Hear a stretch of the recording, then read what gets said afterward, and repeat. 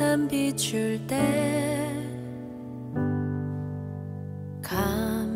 감사하게 하소서. 내게 주신 말씀 그 말씀을 따라 살아가게 하소서. 주 말씀 내 삶 비출 때 겸손하게 하소서. 내게 주신 말씀 나의 삶 되어 주를 닮게 하소서. 주의 말씀은 내 발의 등이요 내 길의 빛이 되시니 그 말씀 따라 한 걸음 또 한 걸음 살아가게 하소서. 주 말씀 내 삶 비출 때 예배하게 하소서.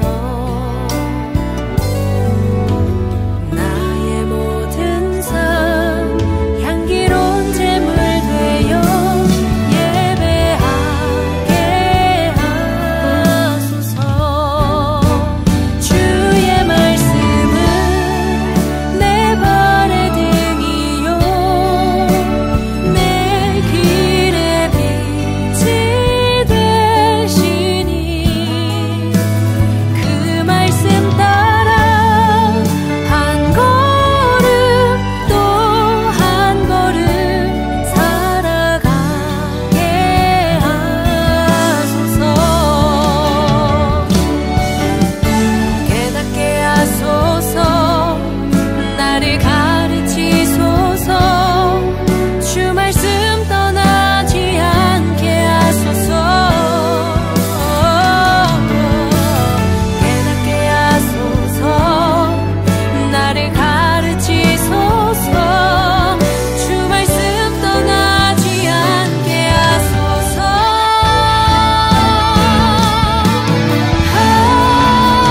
주의 말씀은 내 발의 등이요 내 길의 빛이 되시니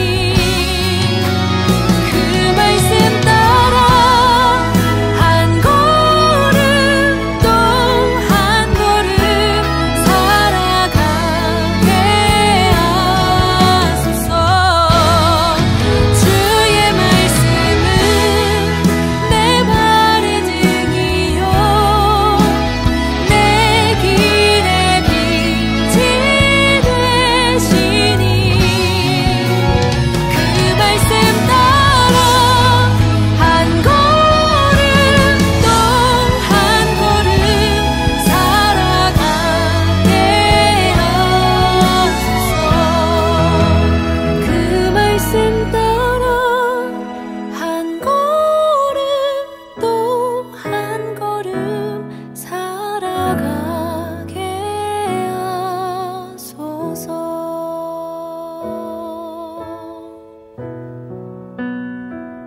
하소서. 샬롬, 주님의 평강이 여러분과 함께하기를 기원합니다.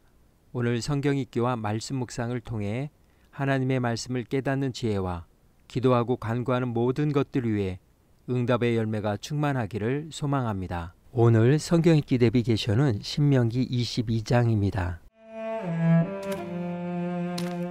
내 형제의 소나 양이 길 잃은 것을 보거든 못 본 채 하지 말고 너는 반드시 그것들을 끌어다가 내 형제에게 돌릴 것이요 네 형제가 내게서 멀거나 또는 내가 그를 알지 못하거든 그 짐승을 네 집으로 끌고 가서 네 형제가 찾기까지 내게 두었다가 그에게 돌려줄지니 낙이라도 그리하고 의복이라도 그리하고 형제가 잃어버린 어떤 것이든지 내가 얻거든 다 그리하고 못 본 채 하지 말 것이며 내 형제의 낙이나 소가 길에 넘어진 것을 보거든 못 본 채 하지 말고 너는 반드시 형제를 도와 그것들을 일으킬지니라.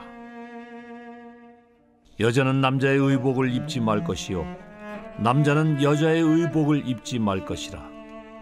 이같이 하는 자는 내 하나님 여호와께 가증한 자이니라.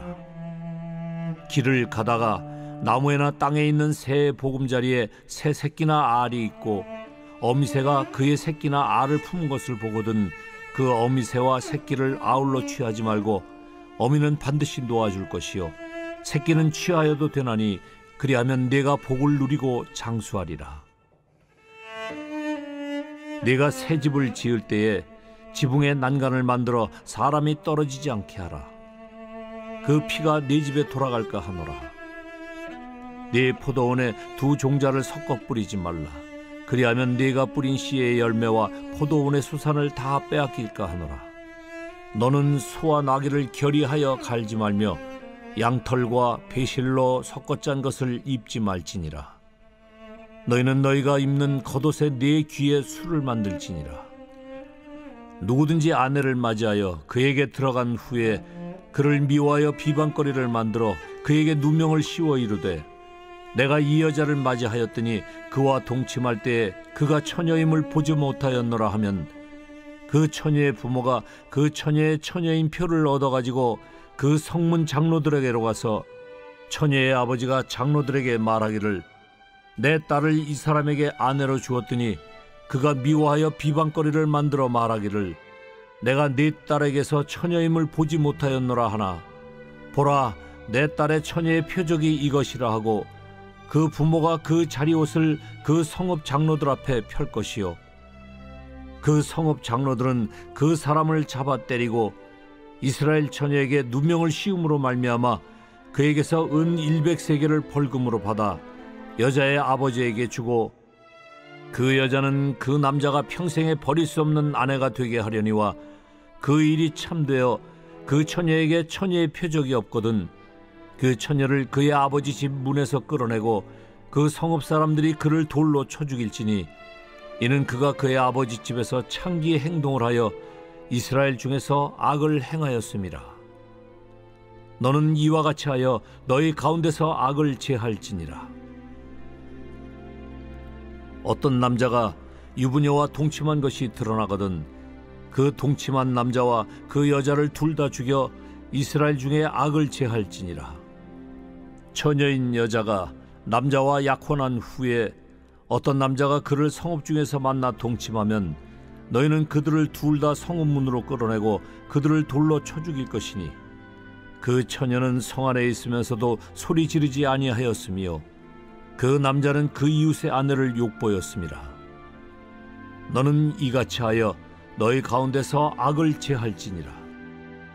만일 남자가 어떤 약혼한 처녀를 들에서 만나서 강간하였으면 그 강간한 남자만 죽일 것이요 처녀에게는 아무것도 행하지 말 것은 처녀에게는 죽일 죄가 없습니다. 이 일은 사람이 일어나 그 이웃을 쳐 죽인 것과 같은 것이라. 남자가 처녀를 들에서 만난 까닭에 그 약혼한 처녀가 소리질러도 구원할 자가 없었음이니라. 만일 남자가 약혼하지 아니한 처녀를 만나 그를 붙들고 동침하는 중에 그 두 사람이 발견되면 그 동침한 남자는 그 처녀의 아버지에게 은 50세겔을 주고 그 처녀를 아내로 삼을 것이라. 그가 그 처녀를 욕보였은즉 평생에 그를 버리지 못하리라. 사람이 그의 아버지의 아내를 취하여 아버지의 하체를 드러내지 말지니라.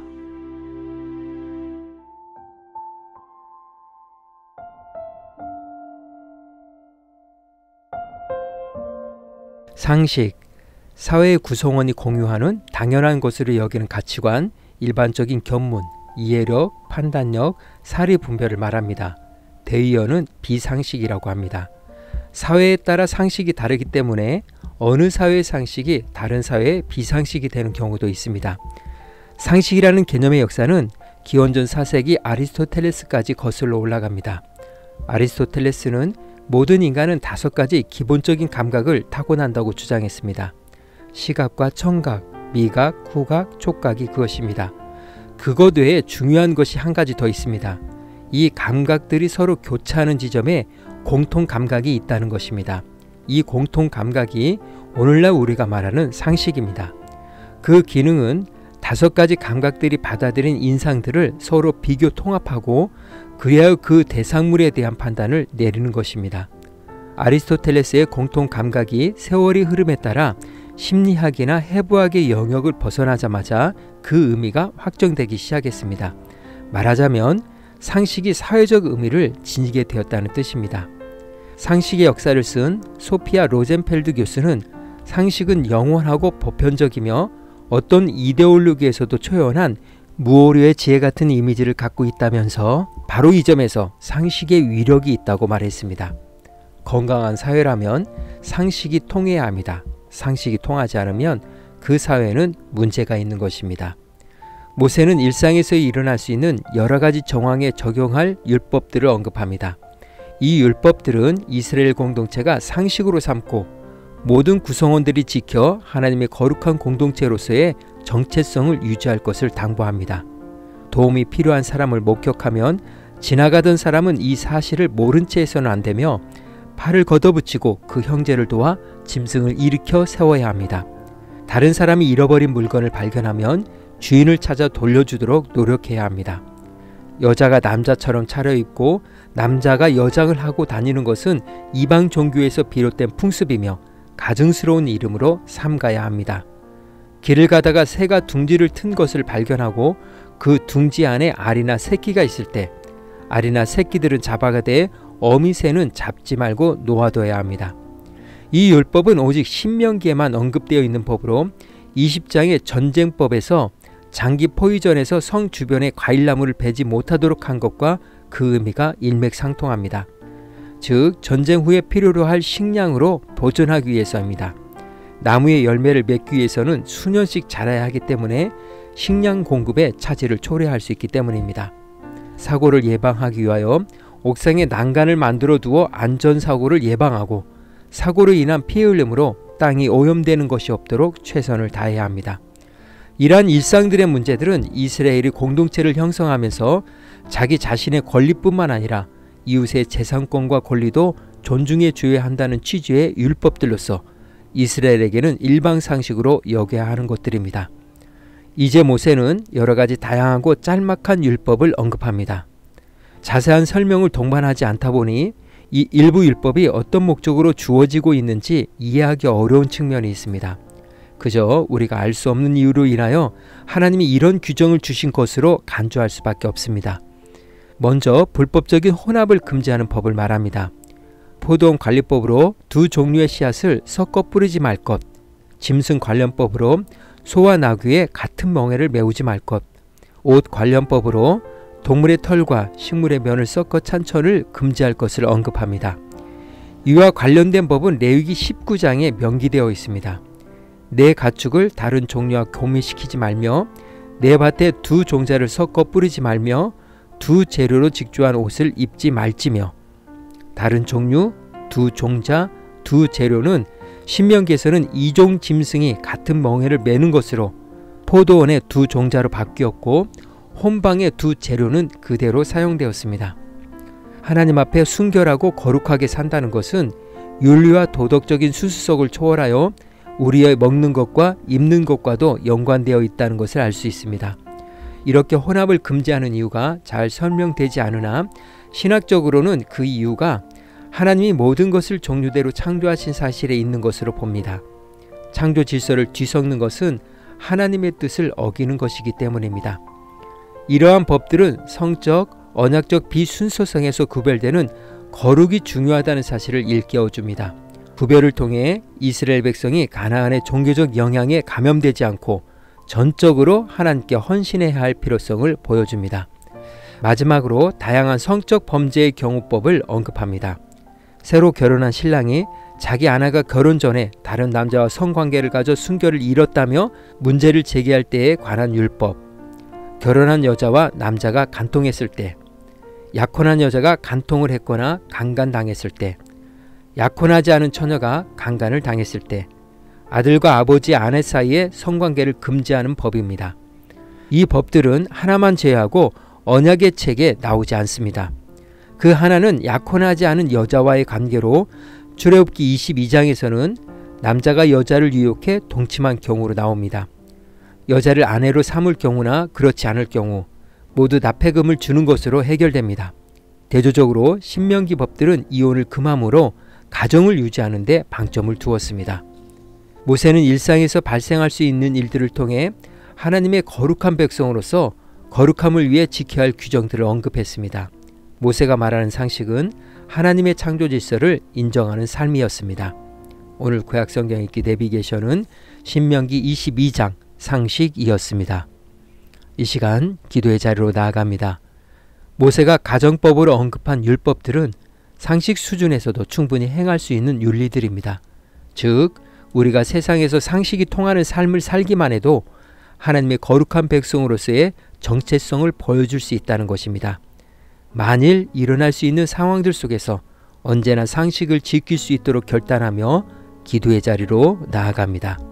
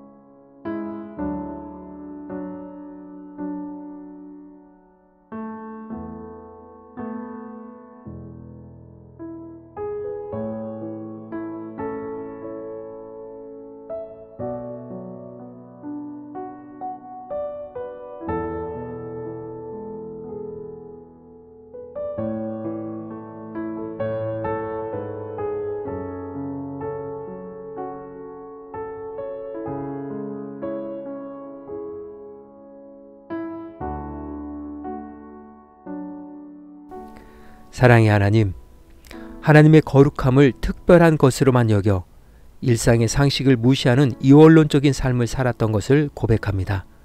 하나님의 명령과 율법과 규례를 상식으로 삼아 일상에서 그리스도인으로서의 남다른 삶을 살아감으로 하나님의 영광을 반사해 내게 하옵소서. 오늘은 이렇게 고백하며 나아갑니다. 상식이 통하는 삶, 거룩함의 시작입니다. 예수님의 이름으로 기도합니다. 아멘. 이제 음악이 마칠 때까지 자유롭게 기도합니다. 하나님께서 우리의 기도에 귀 기울여 주십니다.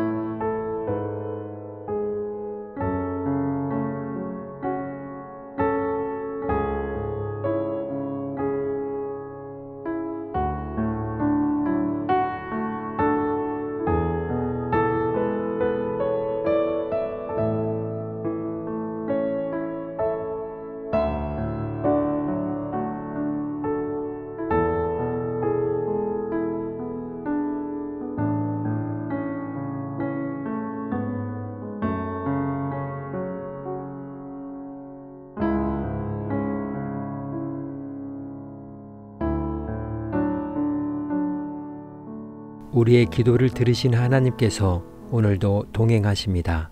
주 안에서 승리하십시오.